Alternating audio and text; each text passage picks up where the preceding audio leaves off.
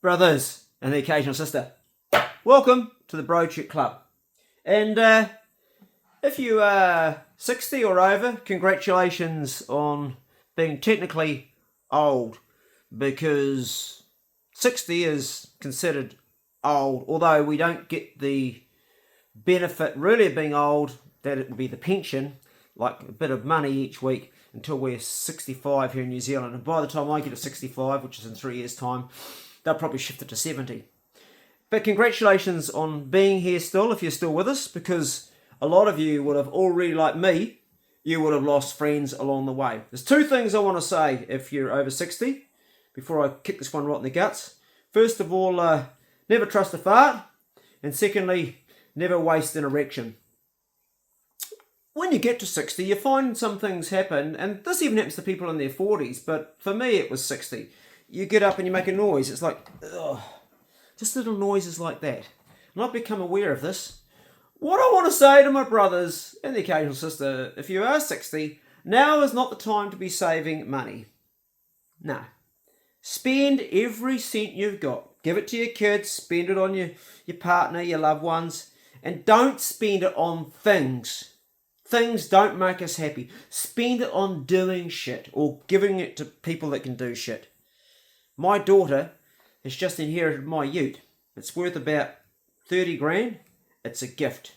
I have the luxury of being able to give it to her. She's worked hard. She's got it. She hasn't got it yet, but she'll have it soon. And she's stoked. And I worked frigging hard for that, man.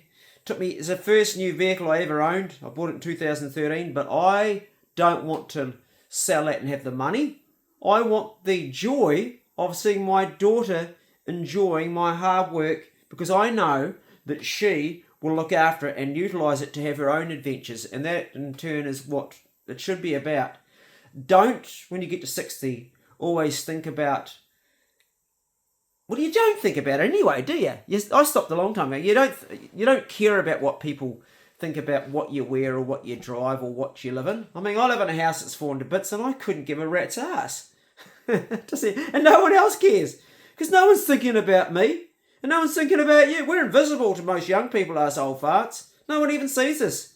I go into a restaurant and some young people laugh in the corner on their phone and cracking jokes, and I realise I'm actually invisible.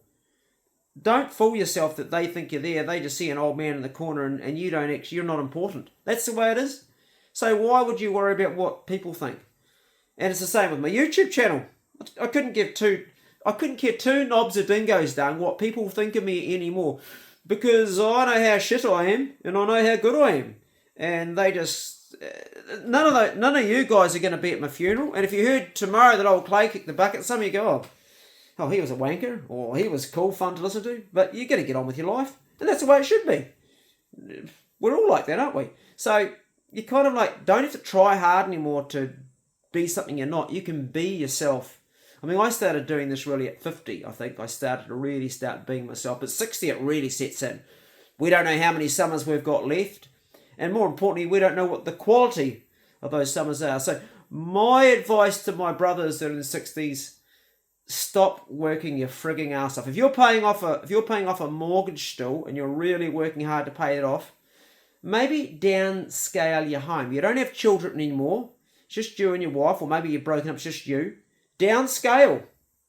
Downscale and use that money to enjoy. If you've got a 4-bedroom or 3-bedroom house, you don't need it. Just more rooms for you to clean up or to tidy and keep putting stuff in and fill up with shit you don't need that you're not going to use, that your kids one day are going to have to go through when you kick the bucket. Get rid of everything that is not, anything you haven't used in the last 6 months, get rid of it. That's what I'm in the process of doing and have been doing for the last couple of years, getting rid of stuff. Most of it gets given away. I haven't sold stuff, or most of it I give away. I tried selling stuff, but people don't want to buy it, so I think, oh, what's the point? I haven't even got the time to try and sell it. Just take it, because I don't need it. And you go, oh, that's okay for you, Clay. You can afford it. The reason I can afford it is because I live in a house that has holes in the roof that I haven't spent the money on. I bought this place. I bought the land. This house was $25,000 to have it removed. It was condemned.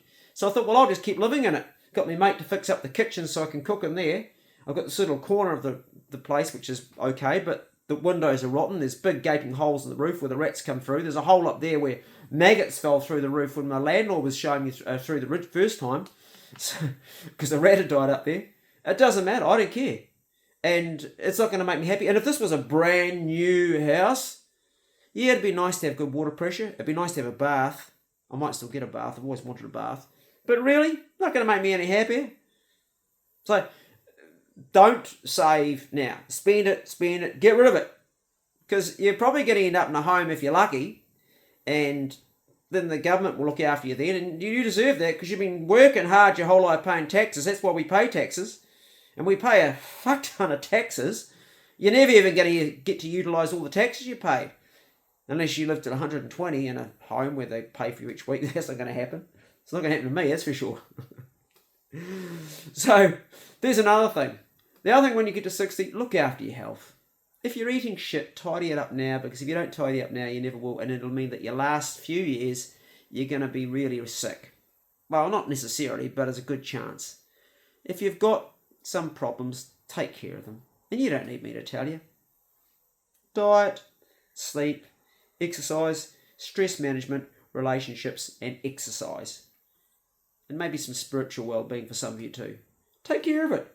Start treating yourself like you treat your best mate. Get your checks.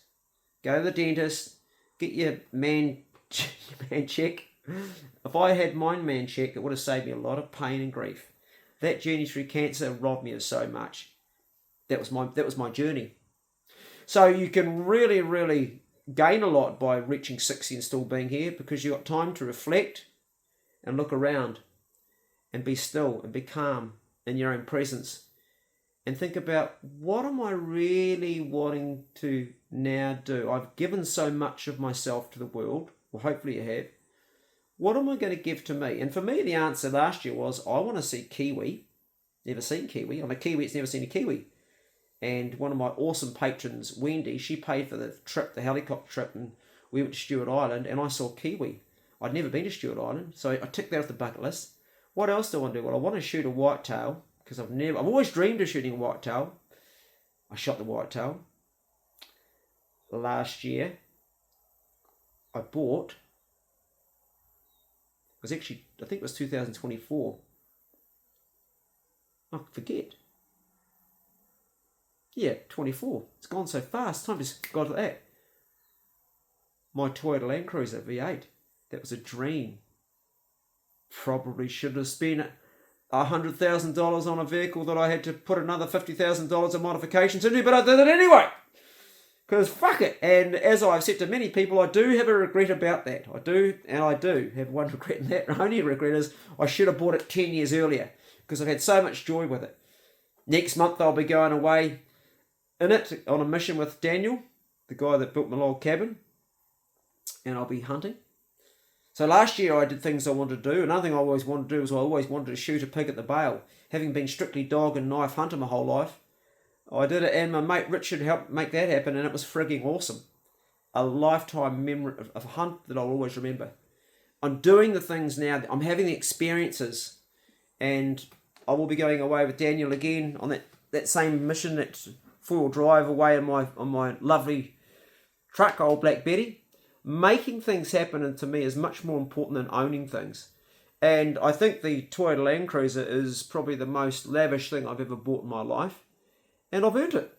Because I've been working since I was 10, collecting rags for the Neurological Foundation. When I lived in the State House area in Christchurch, where I lived in Shirley District, and we had nothing. And I've been working since I was 10. And I've been paying taxes since I was 15. So I think I earned that right.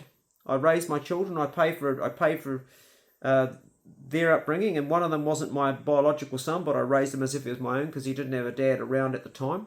So I think I've earned that right to have something a little bit back after all those years, and you have too.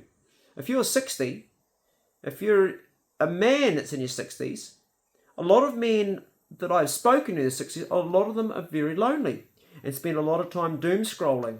A lot of them. That is very unhealthy, brother. That is very unhealthy. I'm guilty of it sometimes myself. I have done it. I'm not saying I haven't. Particularly all this horrible shit going right now. I like curiosity. The Epstein files. Did that really happen? People are so fucking depraved. And it's like, well, you know what? it's a good thing it's coming out, because hopefully that mess will get cleaned up and those victims will see some justice. I hope so. Won't talk about that too much because I like to concentrate on the good shit. I like to watch the funny videos. I like listening to cool music. I like watching the videos of people overcoming challenges, and I love human biology. They're my interests. And so finding joy is really important when you're over 60. And if you're a man that's alone, seek out other men. And also women. Join up with something. Join up with, if you want to meet women, bros, join up with yoga or Pilates. And you don't have to wear leotards. Go along with your old rugby top on or your old hunting top. And just go in there. Bro, I mean, I got a girlfriend. I don't need to, but that's where I would be. I'd be doing Zumba. Oh, hell yeah. I don't care if the instructor's some gay guy with leotards dressed in pink and orange and green. There's going to be a whole ton of women there, and they're going to be in their 60s. And a lot of women in their 60s, they don't need men. They are happy without us, man. We need them more than they need us. That's a reality. A lot of men live with them because they can't look after themselves, because they are useless. Sorry, it's just the way it is. They don't need us. So what are you going to do? Well, if I was a guy that was lonely, I would go up to the one that I like the most, and I'd first of all find out, is she single? And chances are she probably is. Or she's with her husband. She's waiting to die because she's had a guts full of them. That's a bit negative, but that's often the case I've found. A lot of them like, oh God, he's a pain in the ass, but we're still together, yeah. And they're not really that happy. I'm not suggesting go with that woman, but find a woman that's single and have some humour. Crack some jokes. Be funny. Don't be serious, because she's had a life of serious shit. She's had a life of having to pay bills and raise kids and look after grandchildren and deal with dumb men and deal with silly shit. No, go have some humour. No, make a laugh. Just make a laugh. And she'll enjoy that, because she wants some lightheartedness in her life. And if you can add some quality and make her lighten up a bit, she might say, yeah, we'll go out for that dinner. And take her out for dinner and make her laugh at the dinner. And she's got nothing to gain by having you in her life unless you can make her laugh and you can show her some intimacy that's really going to nourish her. Because women just don't need us, man. I've seen it so many times. Their husbands die and they're happier. I've seen it. They don't like to admit it, but I've seen it. No, women today in their 60s and 70s, if they have a really good husband and they're in a really good relationship, then that's awesome. But a lot of them just don't need us. They're better off without us. Because a lot of men, they just like come home, the wife does their washing, their cleaning, their cooking, and they sit around, they do a few repairs around the place, but a lot of them are just like, they've been working their whole lives and they've got this mindset, I'm not working anymore now, I can chill, go and watch TV, she's doing all the work. I'm not saying that's in every relationship, because it's not, but a lot of the ones that I have witnessed, I've seen this. Sometimes there's some really good teams out there too, like where they're both equal and they both have equal work share. But now my girlfriend, she doesn't need me.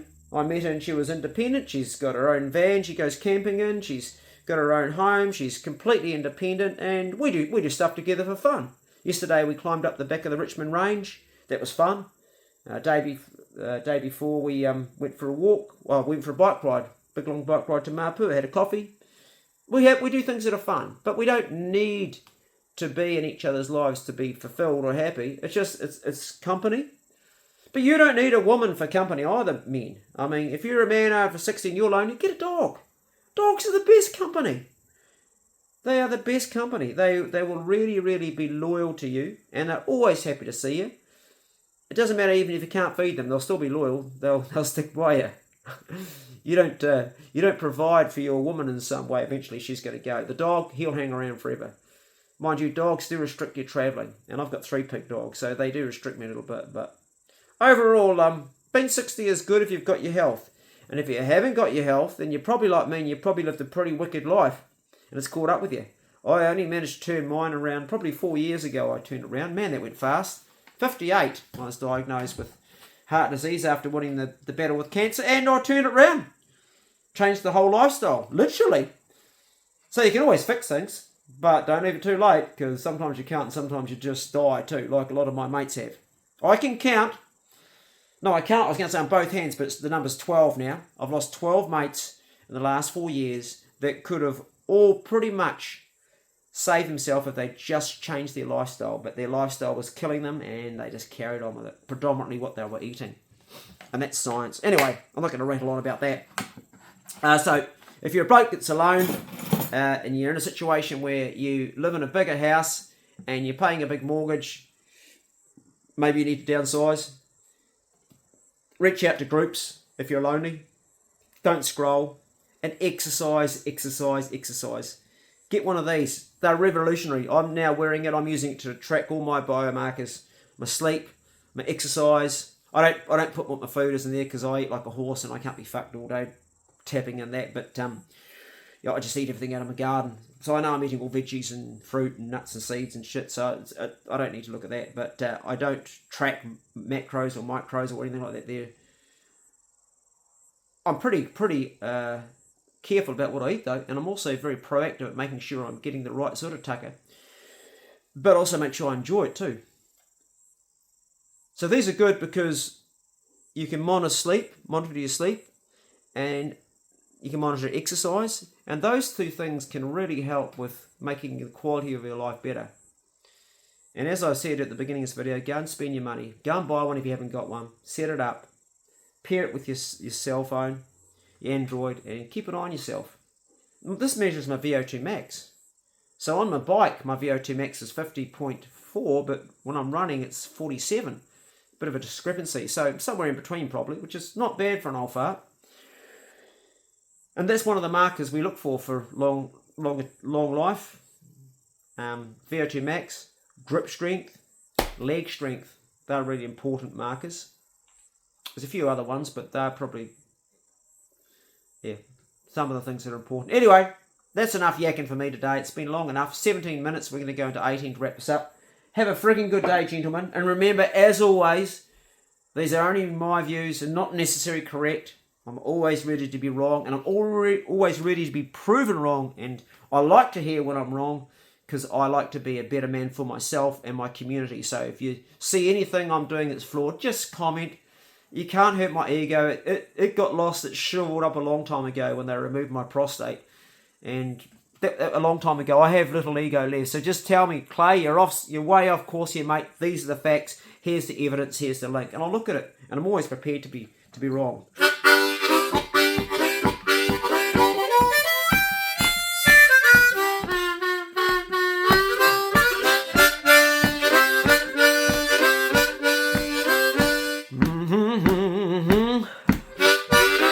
Whoa.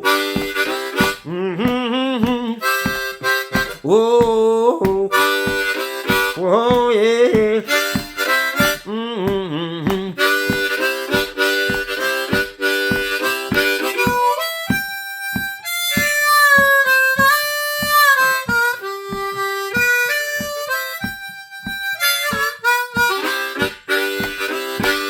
We're here for a good time, not for a long time. Here for a good time, listen to what I say. We're here for a good time, not for a long time. So take all your worries and cast them away. Ho!